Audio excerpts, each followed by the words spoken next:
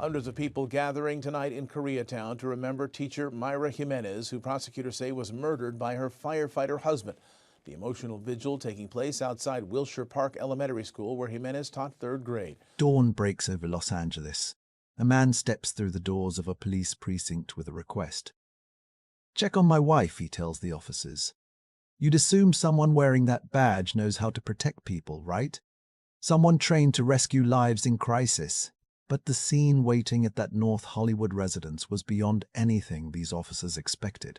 So violent, investigators would later describe it as pure horror. And here's the twist that'll haunt you. The man standing there asking for help. He's the reason they'll need it. This is the exposed crime. The cases nobody wants to talk about, but everyone needs to hear. Abusive marriages, dangerous relationships, and the victims who never made it out alive. We don't soften the edges. We don't make excuses for killers. We tell it straight. New to our investigation? Hit that subscribe button and become part of this mission. Andrew Jimenez wore his reputation like armor. 15 years with the Glendale Fire Department, and not the quiet kind of service where you collect a paycheck and coast toward retirement. No. Andrew was the real deal.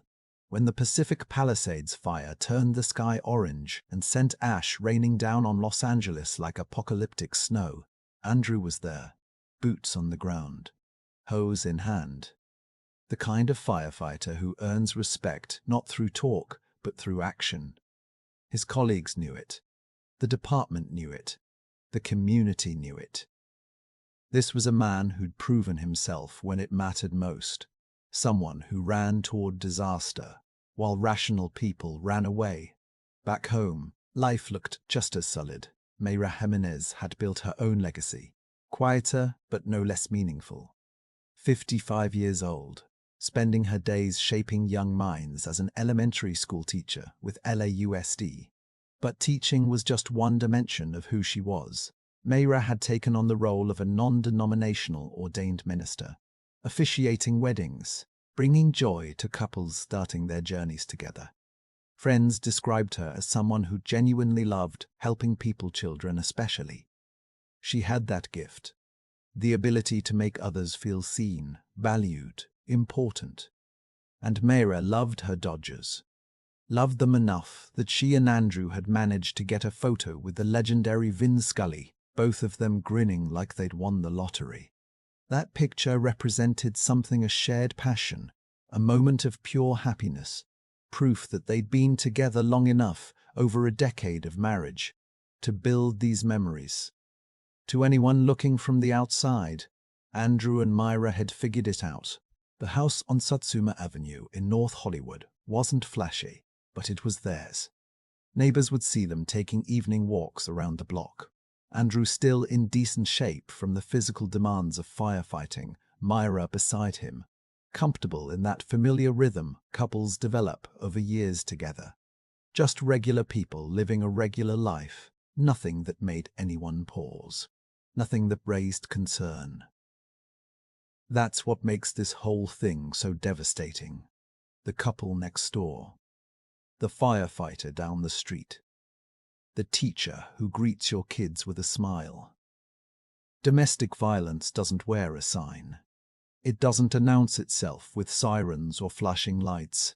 It operates in silence, in the spaces between public personas and private reality. Those neighbors who waved hello as Andrew and Mayra passed by. They never heard screaming through the walls, never noticed bruises hidden under long sleeves or makeup, never saw the cracks forming beneath that carefully maintained surface. Because here's the brutal truth about violence in relationships. It doesn't come with warning signs taped to the front door. It hides behind normal, behind afternoon walks and shared baseball games and decade-long marriages, behind uniforms and teaching credentials and respected positions in the community. It waits in the quiet, growing in the dark, until the night everything breaks open and the facade finally crumbles. And by then, it's already too late. Andrew and Mayra looked like they had it all together, right up until they didn't. The evening before Andrew walked into that police station, something broke. Neighbors who'd never heard more than pleasant conversation drifting from the Jimenez house suddenly heard voices. Raised voices. The kind of argument that cuts through walls and makes people pause whatever they're doing. One neighbor would later tell reporters the tension felt thick enough to cut. This wasn't a normal disagreement about bills or schedules. This was different. This had weight. This had rage behind it. According to Andrew's attorney, and let's be clear about what we're dealing with here, a defense strategy, Andrew discovered a diary, Mayra's diary, and in those private pages he read something that verified, in the attorney's words, infidelity by the decedent. The timeline matters here. The attorney claims Andrew read this moments before the homicide. Moments. Like he opened that diary, saw words on a page, and everything inside him detonated. Now, let's pause and say something that needs to be said. Finding out your partner cheated, that's devastating. That's the kind of pain that drops you to your knees. That betrayal can shatter your world, make you question everything you thought you knew about your life, your marriage, your future. It hurts. Nobody's denying that it hurts. But pain doesn't justify what came next. Not even close. Because Andrew had choices in that moment. He could have left, grabbed his keys, walked out the door, driven away to process what he'd learned. He could have cried, screamed into the void, called a friend, packed a bag, and ended it right there. He could have confronted Mayra with words, demanded answers, asked for the truth.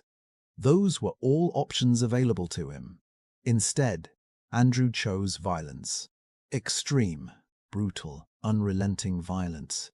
Whatever sense of betrayal he felt, whatever rage consumed him after reading that diary, his response wasn't to walk away or break down or even throw something across the room. His response was to pick up what investigators believe was an axe and use it on the woman he'd married, the woman he'd taken walks with around the neighborhood, the woman in the Dodgers photo. The elementary school teacher who loved helping children. Multiple blunt force traumas. That's the official language. But let's translate that into reality. He didn't hit her once in a moment of blind rage. He didn't strike her twice and stop. He kept going, again and again and again. The kind of sustained attack that requires continued choice, continued action, continued intent. When detectives finally entered that house on Satsuma Avenue, what they found shook them.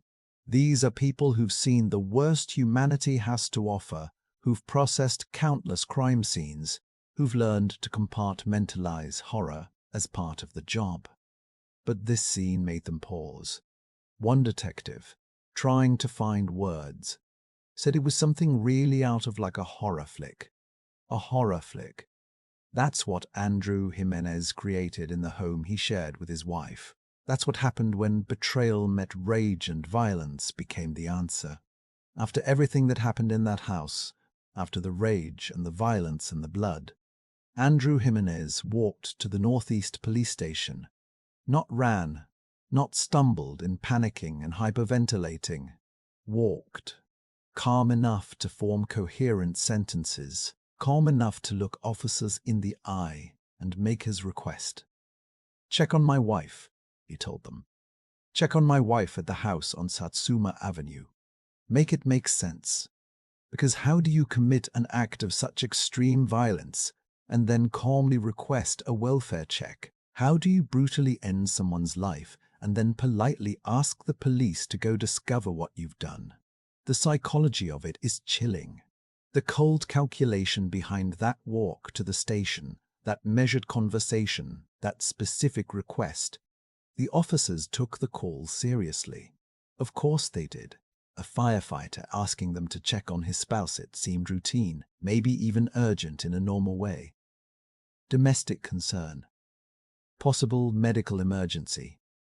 They drove to Satsuma Avenue thinking they knew what kind of call this was. They had no idea. Absolutely no idea what waited for them inside that home.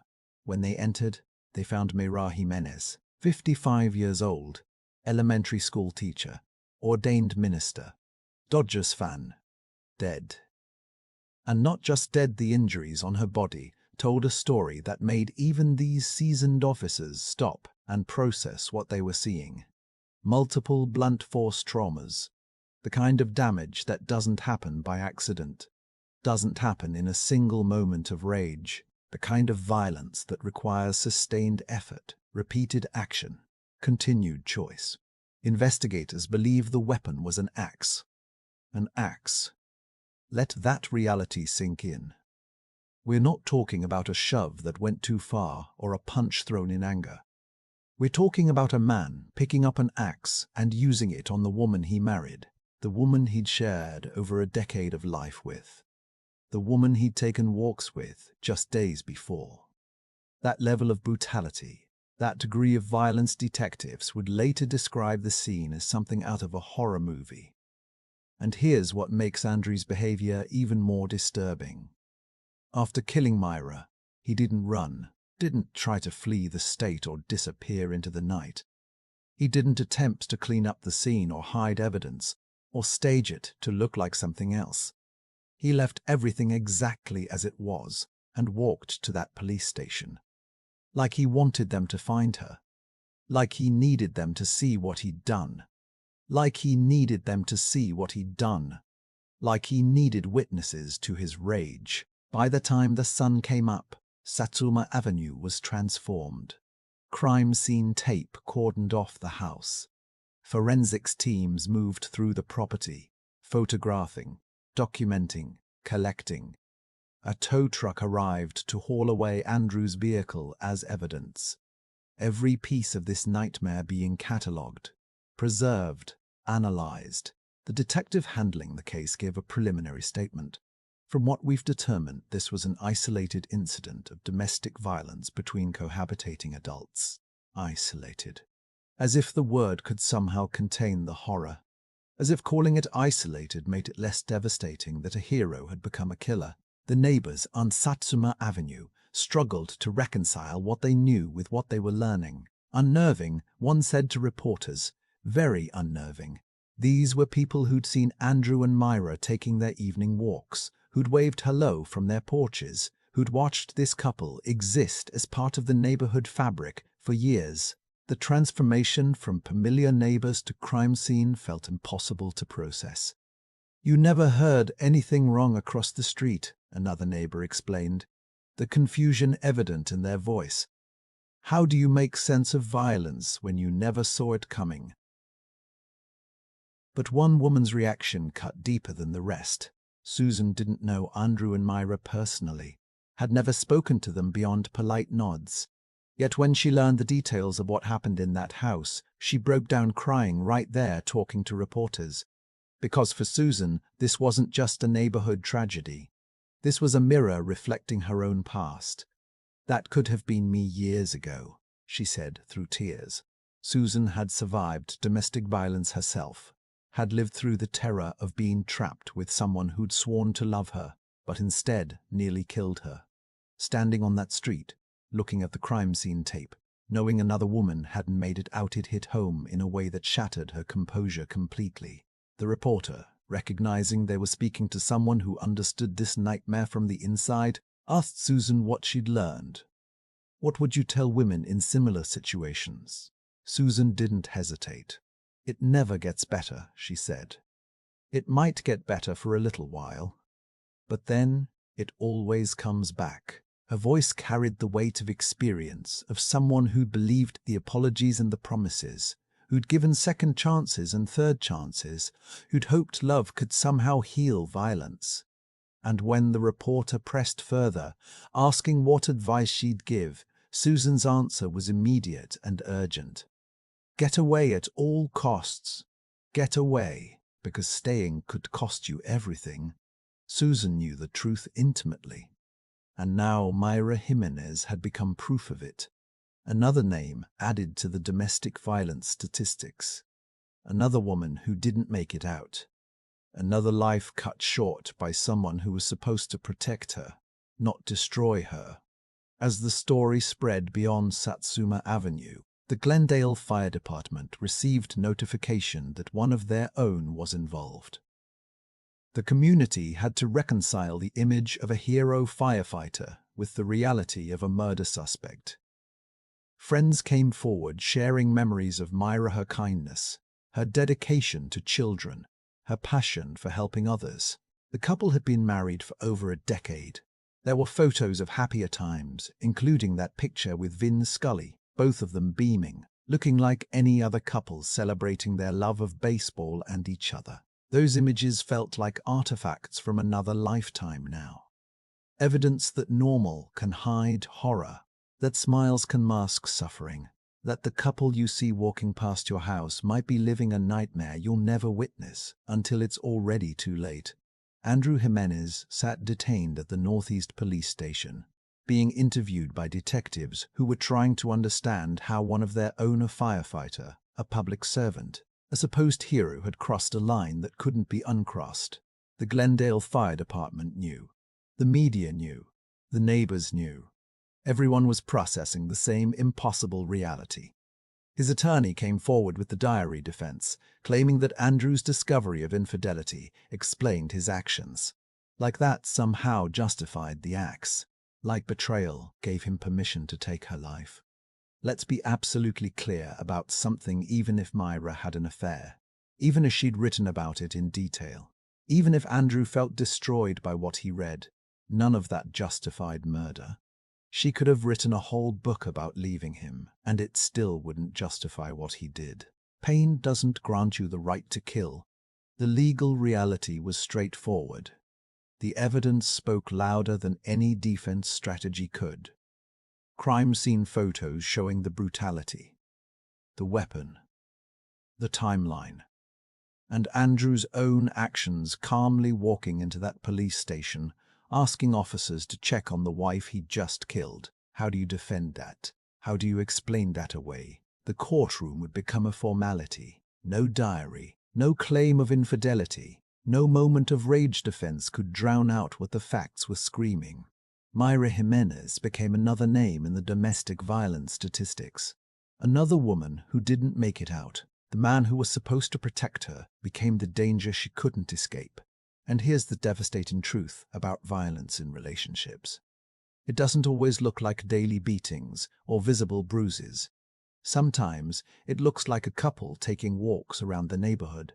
Sometimes it looks completely normal until the night it's not. Sometimes it hides behind a uniform, a job title, a badge that says hero.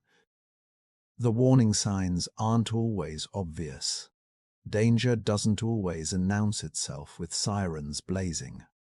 Susan's words echo as a reminder: it never gets better. It might calm down for a bit, might feel safe for a moment, but it comes back. And when it does, you might not get another chance to leave.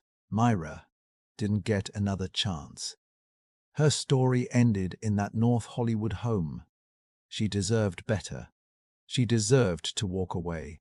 She deserved to live. So if you're watching this and you're in a relationship where you're scared, where you're hurt, where you're making excuses for violence, get away at all costs. Get away. Your life is worth more than trying to fix someone who's breaking you. This is the reality behind closed doors.